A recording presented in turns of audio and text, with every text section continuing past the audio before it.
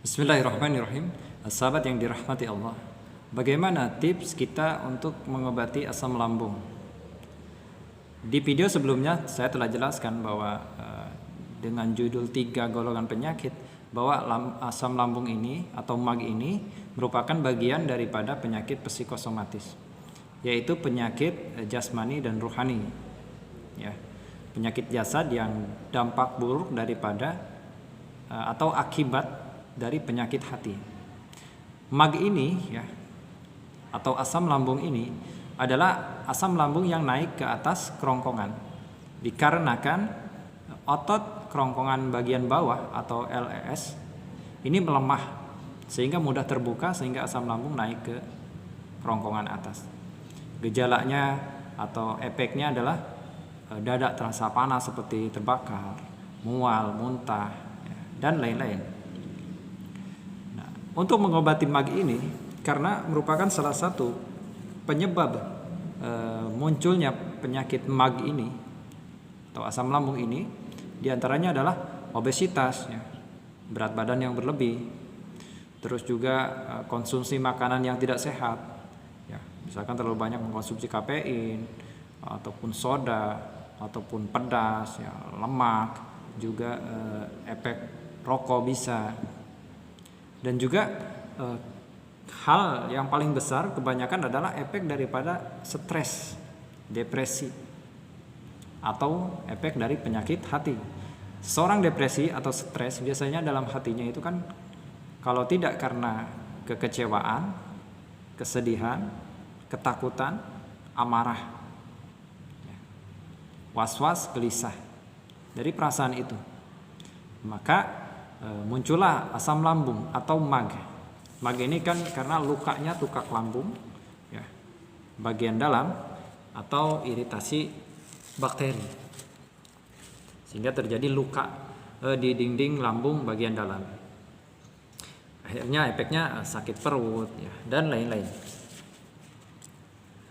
Maka cara mengobati asam lambung ini, ya, kita harus memperbaiki hati kita, menghilangkan penyakit hati kita, mengobati stres depresi kita, menghilangkan kesedihan, ketakutan, kekecewaan, amarah, dan lain-lain, buruk sangka, ya, baperan, keputusasaan, dan lain-lain. Caranya dengan apa? Ya, di video sebelumnya saya telah bahas tentang 3 golongan penyakit: penyakit fisik, psikis, dan psikosomatis. Untuk penyakit psikosomatis ini dibutuhkan sifa dan juga obat, ya kan? Sifa ini untuk menghilangkan depresi, stresnya. Sifa itu adalah Al-Quran, membaca Al-Quran perbanyak, mendengarkan suara Al-Quran atau terapi Al-Quran, ya, atau juga ruqyah syariah, juga zikir, sholat, dan nasihat ilmu agama, agar kita mengetahui sifat yang buruk sehingga memperbaikinya. Nah, ketika itu sudah diperbaiki, dihilangkan, maka selanjutnya pun kita membutuhkan obat untuk memperbaiki, ya, otot tadi, otot kerongkongan bawah itu. Ya, berarti dengan mengkonsumsi vitamin-vitamin, gizi-gizi makanan yang baik.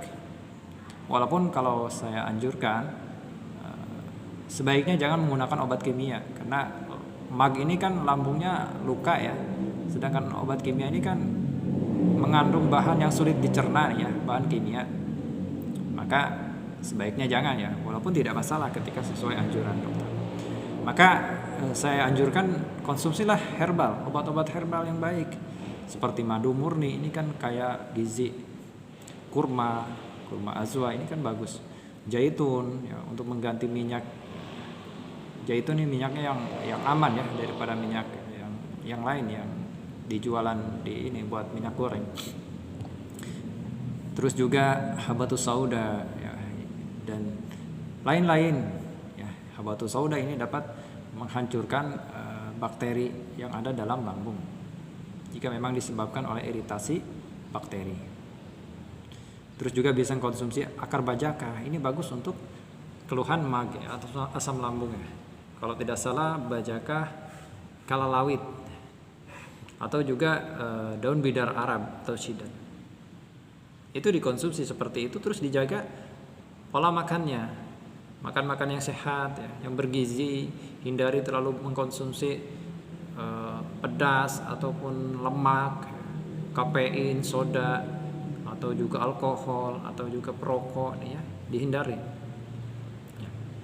Ketika sudah memperbaiki itu makanannya, juga perbaiki hatinya, kondisi kolbunya ya dengan sifat tadi, dengan memperbanyak baca Al-Quran, perbanyak istighfar, atau ikut terapi Al-Quran atau ruqyah syariah, zikirnya dijaga, terus juga sholatnya untuk menenangkan hati, yang mendekatkan diri kepada Allah Subhanahu Wa Taala. Itu bahkan kewajiban ya, yang harus dilaksanakan bagi orang muslim. Terus juga ikut kajian ilmu agama untuk mengetahui sifat-sifat yang buruk, agar kita tidak berlarut-larut dalam sifat itu, agar kita dapat mengantisipasi stres, depresi, was-was, gelisah, dan lain sebagainya. Terus selanjutnya lagi, perbaiki pola tidur. Jangan banyak bergadang, istirahat yang cukup, seperti itu. Dan juga bisa ditambah dengan bekam ya.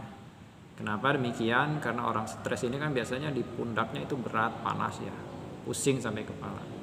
Begitupun asam lambung. Jadi kan di sini tuh terasa ya, berat, pegel atau apa. Nah, itu dibekam di situ untuk mengeluarkan darah-darah yang tidak layak, sudah tidak layak ada dalam tubuh, sehingga nanti membantu meregenerasi kembali darah